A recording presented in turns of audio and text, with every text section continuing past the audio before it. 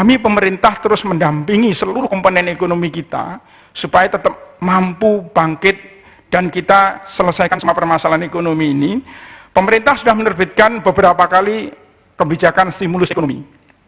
Yang pertama, stimulus ke-1 itu kita terbitkan sekitar tanggal 25 Februari.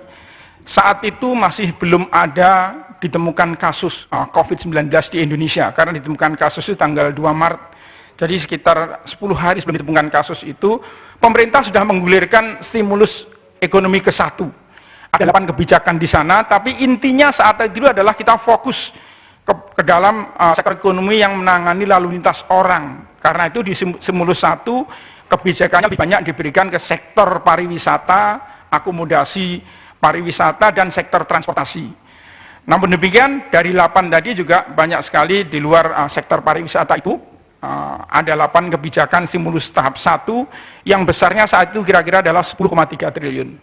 Nah, seiring dengan perkembangan kasus di Indonesia, tanggal 2 Maret mulai ditemukan kasus di Indonesia, pemerintah terus mengkaji kira-kira stimulus ekonomi apa lagi yang dibutuhkan segera oleh para pelaku usaha kita, oleh market dan lain sebagainya. Karena itu tanggal 13 Maret pemerintah mengumumkan kembali stimulus kedua.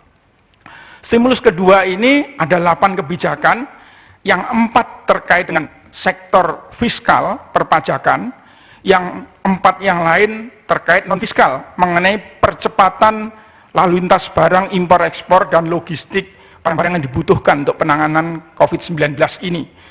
Nah, kalau kita hitung dana yang sudah dialokasikan pemerintah sampai dengan stimulus kedua tanggal 13 Maret yang lalu, pemerintah sudah mengalokasikan dana kira-kira 158,2 triliun.